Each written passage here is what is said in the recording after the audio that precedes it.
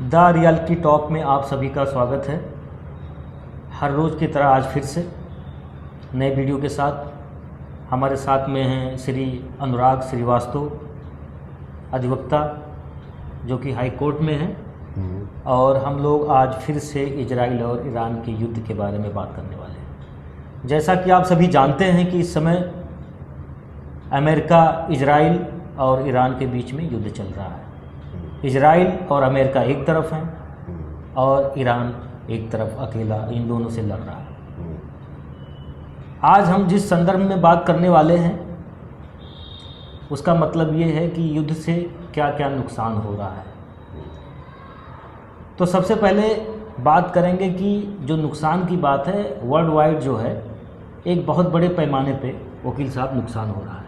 ये बहुत ही चिंता का विषय है कि मानवता नाम की चीज़ नहीं अब रही कि ये दो इन्होंने शुरू कर दिया, बमबारी, रॉकेट लॉन्चर, ये सब गिराना। देखिए, ऐसा है कि अमेरिका की आज की बात नहीं है। अमेरिका अब तक जो है 9 से 10 मुस्लिम कंट्री पर हमला कर चुका है, लड़ाई कर चुका है, युद्ध कर चुका है, और उसमें बहुत बड़ा नुकसान हुआ, आर्थिक बहुत बड़ा नुकसान हुआ है और बहुत काफ़ी लोग उसमें मारे गए हैं। अमेरिका की नीति होती है कि छोटे छोटे देश पर कब्जा करना और वहाँ के स्रोतों को, खनिजों को अपने अधिकार में लेना। अपने अधिकार में ये सबसे बड़ी गलत सोच है। अगर हम चाइना को ले लें, चाइना एक देखिए कि मैन्युफैक्चरिंग सेक्टर का बहुत बड़ा माध्यम है, पूरे वर्ल्ड में जो है वो सप्लाई देता है, ठीक है। और अमेरिका क्या करता है, वेपन्स, हथियार बनाता है, पूरे वर्ल्ड को वो हथियार बेचता है। यानी हथियार में सबसे बड़ा एक्सपोर्टर है पूरे वर्ल्ड में। तो ये क्या करता है, एक दूसरे देश को आपस में किसी न किसी बहाने से भड़का करके लड़ा देता है और लड़ाने के बाद में अपना हथियार बेचता है। आज जो यूक्रेन और रशिया में वार हो रहा है, अमेरिका की देन है। आज जो इजराइल ईरान में वार हो रहा है, अमेरिका की देन है। अमेरिका चाहता, जैसे वेनेजुएला में क्या किया, वहाँ के राष्ट्रपति को रातों रात उठवा लिया। तो उठाने का मकसद ये था उस देश पर कब्जा करना और वहाँ के खनिज को अपने अधिकार में लेना। तो ये कहीं ना कहीं गलत है।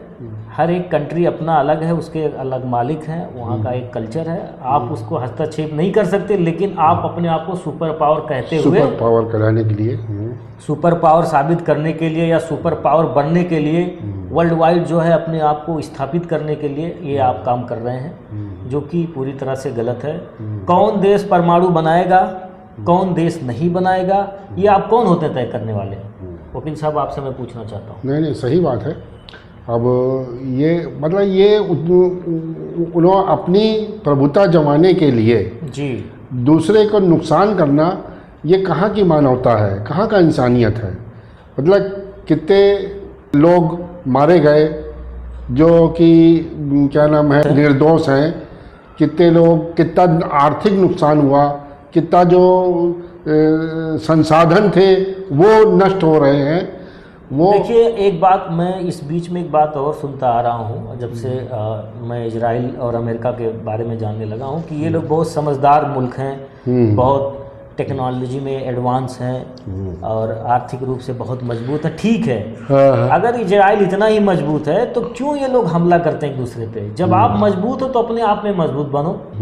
आप किसी के ऊपर हमला करके क्या साबित करना चाहते हैं? आज देखिए, ईरान जो है एक बड़े पैमाने पे युद्ध कर रहा है इनसे, इजराइल से बड़े पैमाने पे मिसाइल दाग रहा है इजराइल पर, ईरान, क्योंकि ईरान के पास मिसाइल का जखीरा है और वो रुक नहीं पा रहा है। अमेरिका के गल्फ कंट्री में जितने एयरबेस हैं सब पे हमला कर रहा है, तोड़ फोड़ दिया है, सारे डिफेंस सिस्टम को ख़त्म कर दिया, नष्ट कर दिया।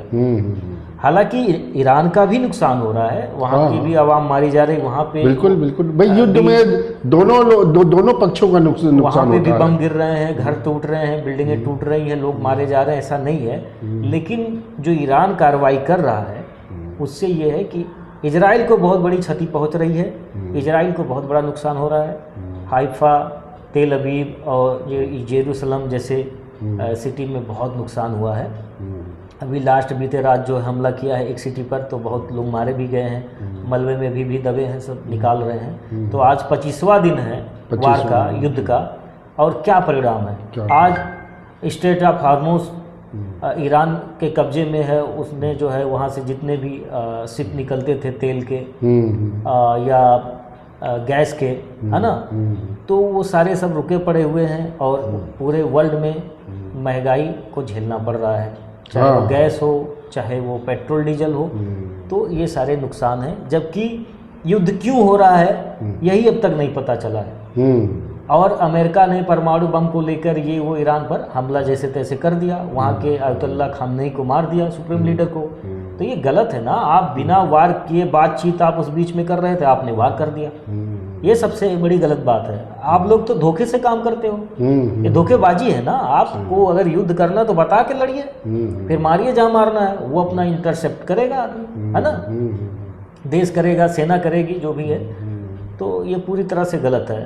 तो आपसे मैं ये पूछना चाह रहा हूँ कि ये क्या युद्ध किसके लिए ठीक है? यहाँ पर युद्ध किसी के लिए देखिए ठीक नहीं है भाई। आप अपनी उनके संसाधनों पे कब्जा करने के लिए, तो ये तो अच्छी बात नहीं है ना भाई। आप जो है दूसरे के घर में घुस के अगर दूसरे का ज़बरदस्ती कब्जा करना चाहते हैं तो भाई इस पे नहीं, मैं ये कह रहा हूँ कि अमेरिका अगर ये देखता है ना कि मैं किसी भी देश के ऊपर हमला करके कब्जा कर लूँ, वहाँ के स्रोत, वहाँ के खनिज को मैं उपयोग करूँगा, बेचूंगा, बड़े पैमाने पे मेरा आर्थिक व्यवस्था मजबूत होगा, तो आप और भी कुछ काम कर सकते हो अपने कंट्री के लिए, कुछ कंस्ट्रक्शंस का काम करें, कुछ और काम करिए। जैसे चाइना मैन्युफैक्चरिंग सेक्टर में आगे है, चाइना तो कोई खुराफात नहीं कर रहा है, वो भी एक मजबूत कंट्री है। रसिया नहीं खुराफात कर रहा है, वो भी एक मजबूत कंट्री है। ये अमेरिका की देन है कि आज यूक्रेन और रशिया में युद्ध हो रहा है।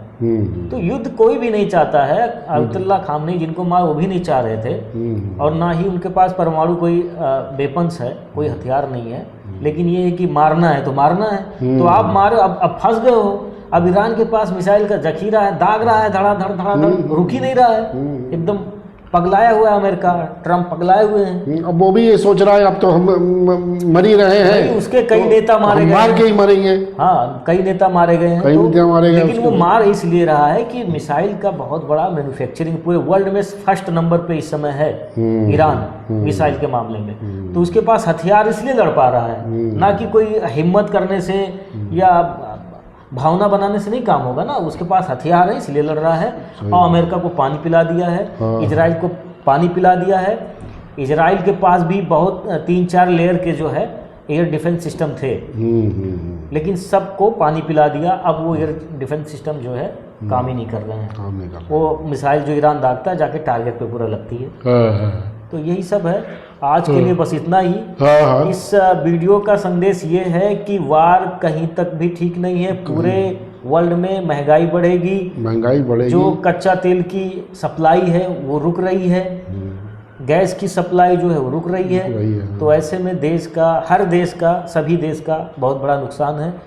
आज इसका असर, इस युद्ध का असर जो है भविष्य में बहुत ज़्यादा जो है भयंकर होगा। अभी हमारे इंडिया में, भारत में जो क्राइसिस चल रहा है गैस का, वो क्राइसिस देखिए दिखाई देने लगा। देखिए हमको बंद हो गए हैं सब, जो है चूल्हे पे आ गए हैं, मतलब उसपे क्या नाम है, कोयला यूज कर रहे हैं, लकड़ी यूज कर रहे हैं। तो नुकसान अभी से दिख रहा है, नुकसान अभी से, और आगे भी कितना युद्ध जैसे बढ़ता जाएगा वैसे नुकसान बढ़ता जाएगा। तो आज के लिए बस इतना ही, और मिलते हैं नेक्स्ट वीडियो में। अगर वीडियो पसंद आए तो वीडियो को लाइक करिए, शेयर करिए, सब्सक्राइब करिए। जय हिंद, जय भारत।